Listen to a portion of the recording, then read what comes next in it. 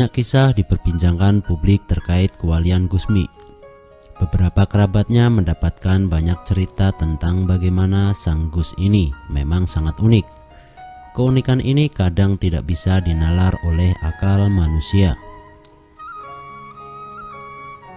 Berikut ini kisah tentang kewalian Gusmi yang mungkin tidak banyak diketahui publik. Salah satu kisah itu adalah bagaimana Gusmi yang tidak pernah membeli BBM di SPBU.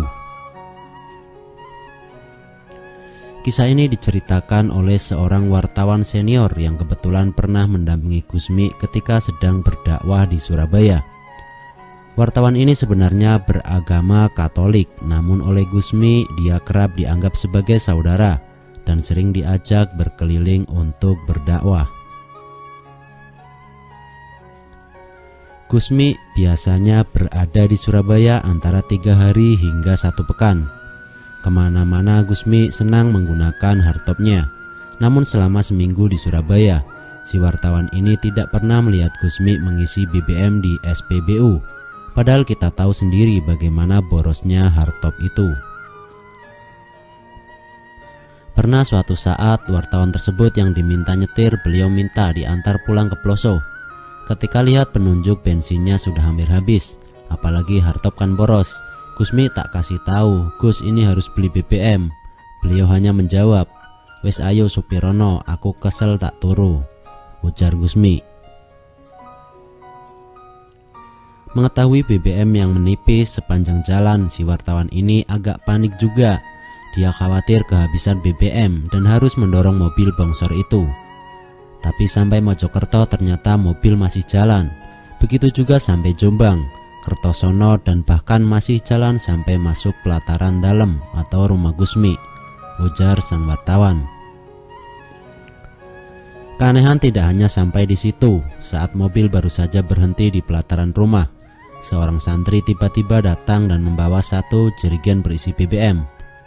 Padahal saat itu kan belum ada telepon, tapi kok bisa ini santri tahu kalau mobilnya sudah waktunya mengisi BBM, kata dia sambil masih merasa heran.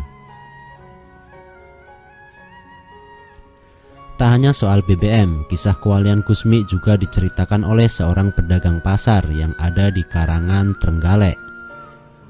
Pedagang ini kebetulan memang masih saudara Gusmi dari jalur Kiai Haji Jazuli Usman, terutama dari jalur Mayan, Kediri.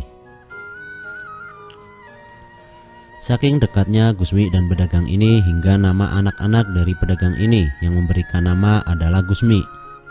Ketika masih hidup, Gusmi yang kerap ziarah ke makam Mbah Mesir di Durenan, Trenggalek, atau sedang menghadiri Cantiko Mantap sering mampir ke toko pedagang ini.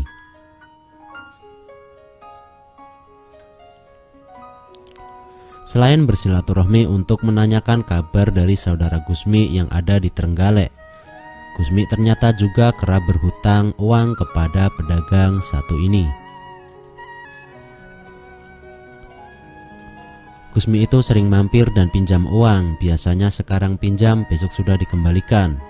Ada santri yang mengantarkan uang ke sini, kata dia.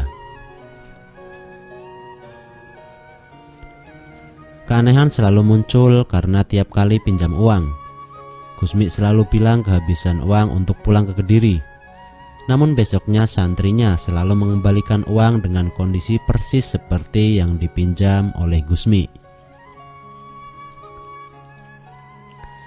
Kan dulu di pasar uang saya bendeli atau ditali jadi 1, dikareti gitu.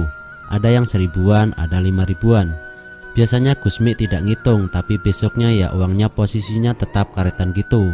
Persis seperti yang kemarin saya kasihkan. Seperti tidak digunakan uangnya itu dan selalu saja begitu sampai tak titeni atau saya ingat-ingat. Pernah 1 lembar uang saya coret ballpoint, besoknya uang yang saya coret itu juga ikut kembali ke sini, ujarnya keheranan. Padahal Gusmi ketika datang dan berhutang tidak selalu menggunakan mobil pribadi. Seringkali Gusmi datang dengan mengendarai bus, sehingga uang itu harusnya digunakan untuk membayar bus untuk pulang ke Kediri.